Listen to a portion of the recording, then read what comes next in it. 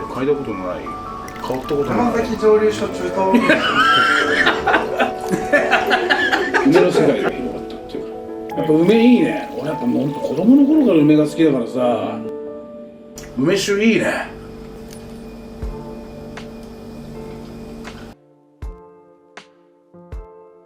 マスター、はい、お疲れ様です。お疲れ様です。マスターは、梅が結構好きですよね。大好き。梅のお菓子とか大好き。ふりかけとか大好き。飲み物とか大好き。マスターは、梅酒とかもよく飲んだりするんですか？よくは飲まないかな。ほらお店に行って梅酒をロックでとかソーダ割りとかでなんか食事とっていう人も結構いるじゃない？はい。でもまあ俺は自分だったらやっぱあんまり頼んだりはしないかもしれないね。まあ嫌いじゃないからね、梅がね。ちょっと一口ちょうだいとかさ、そんなのあるかもしれないね。ああ、なるほど。そもそも梅酒、いわゆる梅酒って何なんですか？どういうものですか？梅酒？はい。梅酒って梅漬け込んだお酒のことだから、はい。基本的に例えばほらブランデーに漬け込んだりとかさ、あと焼酎、あと日本酒なんかもあるんじゃない？そこに梅とか甘さをつけてさ、ちょっと寝かせて、でまあしばらくするとこう味が浸透して出来上がったのが梅酒っていう感じなのかな。まあざっくり言うとね、お酒に梅を漬け込んだお酒を梅酒。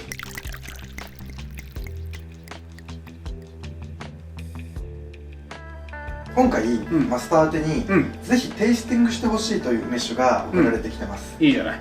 今日飲んでいただいても。飲みたい。で今回は3本の梅酒を送っていただいたんですけど、3本とも全て山崎蒸留所で貯蔵した梅酒。あるじゃない。3本順番にお渡ししていくんですけど、1つ目がスタンダードなもので、山崎蒸留所貯なんだよそれ。山崎蒸留所貯蔵。山崎蒸留所貯蔵にはい、もう終わりこれ今日は。梅酒飲まねえよ俺。山崎蒸留所貯蔵の梅酒ブレンド、これスタンダードなものがまず1本目です、これうちにもあるよこれは。このお店にもあります。ある。これうちにも1本置いてある。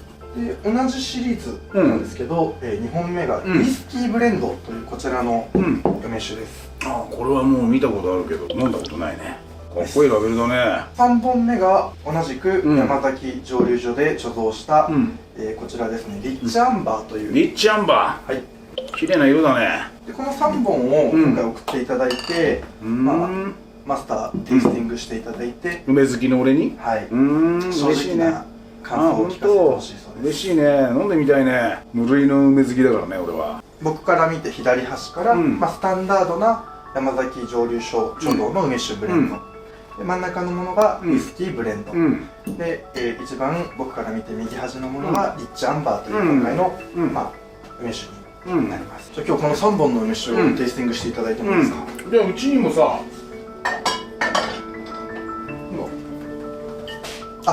あるんです梅酒あるから、これは飲んだことあるからさ、俺これを2本テイスティングしたいね。わかりました。そのお店にもあったそのスタンダードなやつはどういう味の梅酒？これね、甘さがそんなにベタベタしてる甘さじゃなくて、割とすっきりしてんだよね。で梅のフレッシュ感みたいなのもちゃんとあってさ、心地のいい梅酒、バランスが取れててっていうか、酸味と甘み、あとフレッシュ感みたいな。だから俺はこれちょっと、飲んだことあるから、できれば俺この2本飲んでみたいね。はい。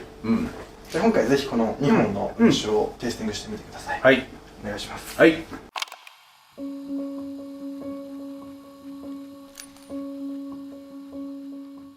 じゃあまずストレートでいただいてみます。楽しみだね。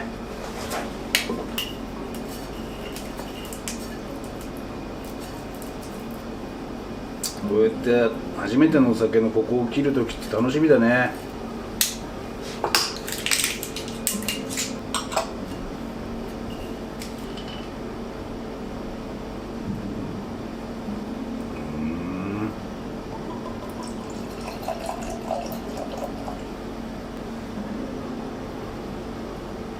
このウイスキーブレンドは、樽貯蔵した梅酒に、梅酒樽で香熟したグレーンウイスキーをブレンドして作っているそうです。じゃあ梅酒にグレーンウイスキーをブレンドしてるってことだね。そうですね。簡単な話がね。不思議で嗅いだことのない、香ったことのない、なんて言ったらいいんだろう。ジュース。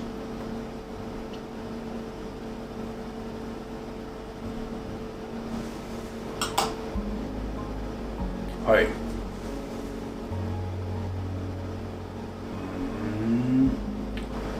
ょっと品があるね。このやっぱスタンダードと共通してるようなとこやっぱあるね。やっぱ後味すっきりっていうか、ただ全然コクの感じはこっちのウイスキーブレンドの方がコクがあるっていうか、奥行きもあるね。香りはどうですか？なんかね、少しこう熟成感っていうか、時間が経ってるお酒を飲んでる感じ。だから熟成してるような感じの、やっぱ樽の香りするね。ただほんとフレッシュでとかっていう世界じゃないんだよね。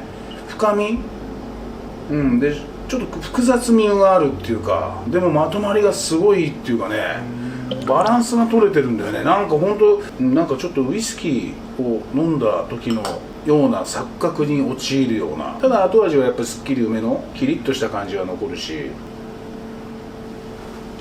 そうだね、粘度もあるし、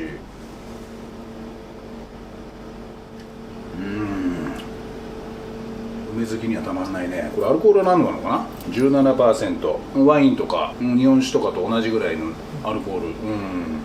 余韻は結構感じますか？そうだね。飲んだ後、しばらくこう上品な梅の味をずっと心地よく舌の上で感じるっていうか、心地の良さっていうのはすごいね。樽感みたいな、それも途中後半にかけてあって、スッとこう梅酒を感じるっていうか。マスター的には他の飲み方だったらどういう飲み方がおすすめですか？炭酸で割るみたいな感じで、ちょっと発泡性のあるもので、あとはまあそうだね、とにかく一回こう冷やしてみて、ちょっとオンザロックで氷入れて、飲んでみるっていうのも面白いんじゃないかな。じゃあ次ちょっとロックで飲んでみようかな。じゃあ次はオンザロックで。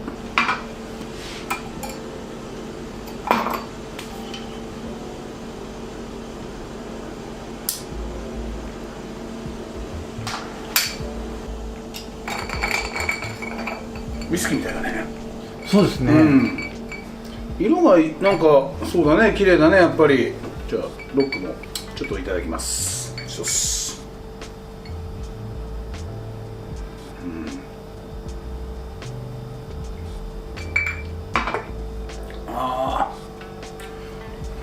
美味しい。いける。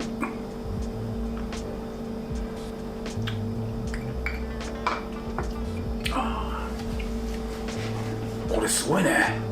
ちょっと氷が溶けてる感じが、この幅の広さを感じる。なんかで割って美味しい感じがするね。熱くなってきたらこういうの飲みたくなるかも。ちょっとこの酸味が心地いいっていうか、ちょっと熱くなると酸っぱいものとか欲しがるじゃん。ただこれ酸っぱいのとはちょっと違うから、心地のいい酸味だから。でもこれ梅の感じよく出てるね。さっきはもう少しウイスキーとかの樽の感じがあったんだけど、これに関してちょっとロックにした場合はちょっと梅の爽やかさがよく出るっていうか、梅酒いいね。やっぱ梅いいね。俺やっぱもうほんと子供の頃から梅が好きだからさ。じゃあ次ソーダ割りでいただいてみようかな。悪いね。こんなに贅沢なことさせてもらって。これいいかな。じゃあそうだね、お店で例えば出すぐらいの量がいいかな。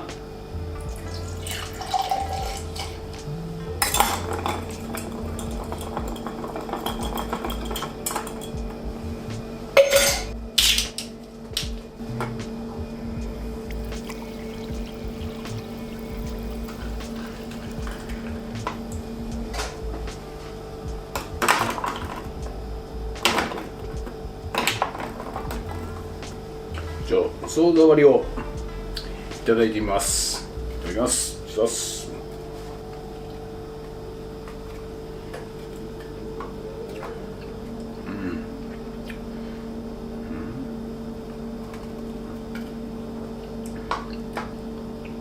食事中いける、間違いなくいける。今のぐらいの割り方だったらね、はい、俺店にあったら頼むかも。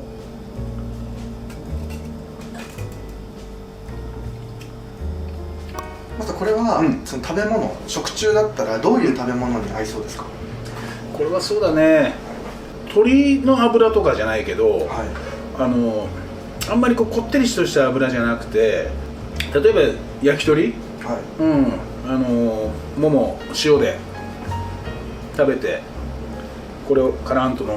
はい、でも基本的にこの酸味、この梅の爽やかさをはい、お料理で合わせていくんだったらそういうのでもいいし、あお刺身、例えば白身の、例えばタイでもいいし、ヒラメでもいいし、ちょっとお塩でイカでもいいね、はい、なんかちょっとレモンとか柚子とか、なんかそういうものが欲しいような延長でこの飲み物でこうスッと流すっていうか、美味しい。これ食中いけるね。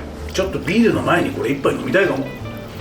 なんかちょっと一回クールダウンしたいっていうかさ、スッと落ち着くような感じだね。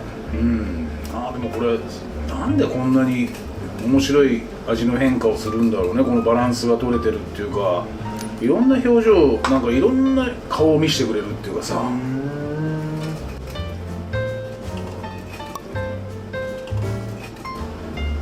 いいね。これはウイスキーが好きな人とかにもじゃあおすすめできる感じですか？そうだね。ウイスキーの好きな人、それからウイスキーが苦手な人がこういうのからウイスキーに興味を持つっていうか、こういうふうに山崎の蒸留所のこの貯蔵庫にさ、この梅酒が眠ってると思うとさ、なんかちょっとワクワクするっていうかさ、でこれでウイスキーが少しブレンドしてあるわけだろ。グレーンウイスキー、グレーンウイスキーがね、こういう技術っていうのもすごいもんだよな、考えてみたら。ウイスキーブレンドしちゃうっていうのはさ、だからこのスッキリ感と少しなんかウイスキーをどっか感じるっていうか、ほんの少しなんだよウイスキーを感じるのは。でもこれは多分バランスの良さなんだろうね。このリッチアンバーが楽しみになってきたね。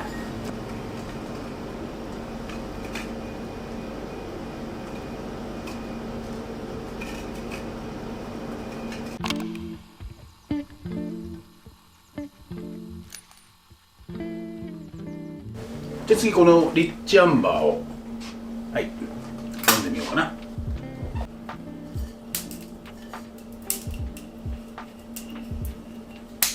でまずストレートで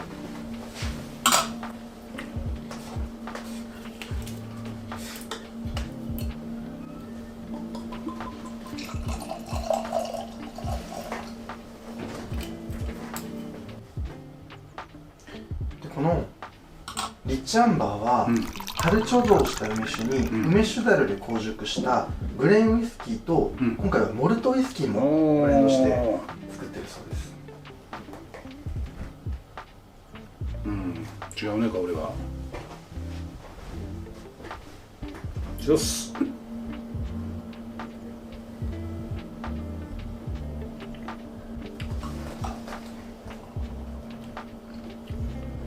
アルコール同じ？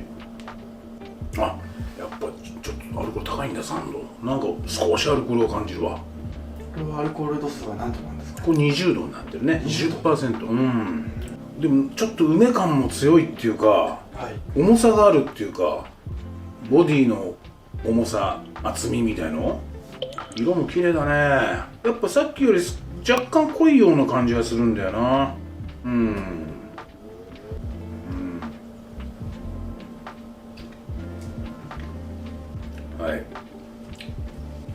さっきより広がりがちょっと違う。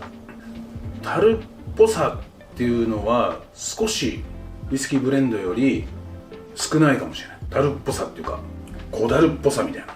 ただ厚みがあるっていうか、重さとはちょっと違うかな。なんとも言えない広がりはこっちの方があるね。梅っぽさみたいなのよくあるね。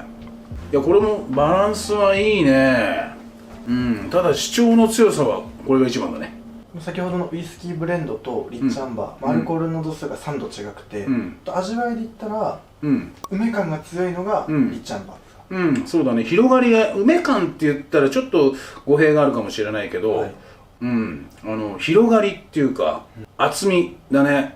こっちの方が全然あるね。でもこれちょっとはいなんかロックとかっていうよりは小さな氷を1個入れて、はい、一回ちょっと冷やしてみるっていうか、はい、あんまりこうキンキンに冷やすんじゃなくて、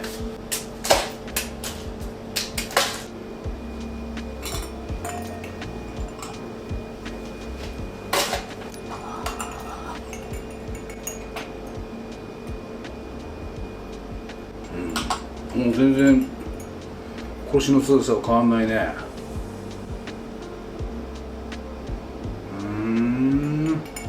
よし。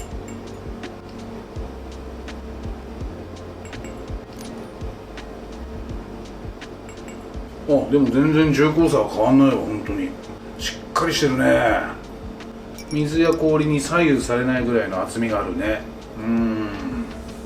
まあでもこれだったらたくさん入ってるこのクラッシュアイスとか、はい、まあ要は本当みっちり細かい氷入ってるちょっと小さめの氷、そこにこう入れてギューッと冷えた時に、どんな感じになるかなっていうのもちょっと興味があるんで、ちょっとクラッシュアイスに入れてさ、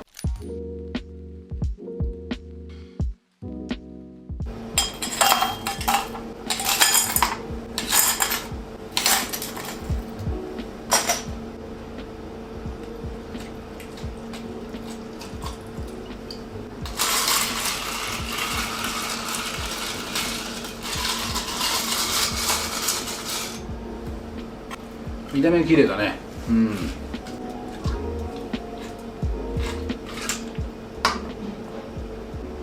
正解だね。クラッシュ正解。わあ、これなんか飲み応えがあるな、ちゃんと。これはちょっと食中って感じじゃないね。おそらく、味わいはちゃんと、これはしっかり正面から向き合って飲みたいって味だね。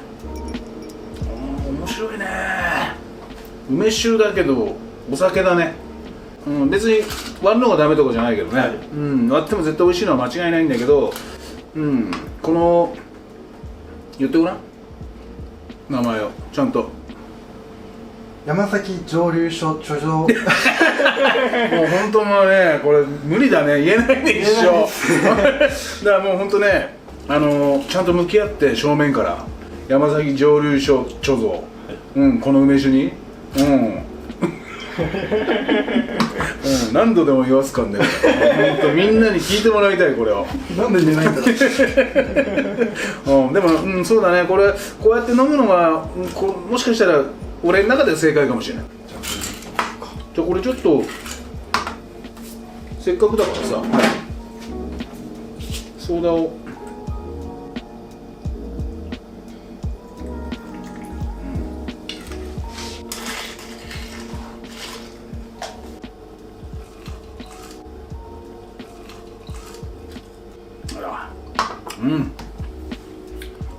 梅感はすごいね。ちょっと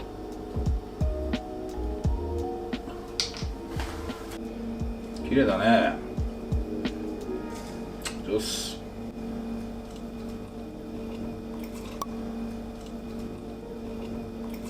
うまい。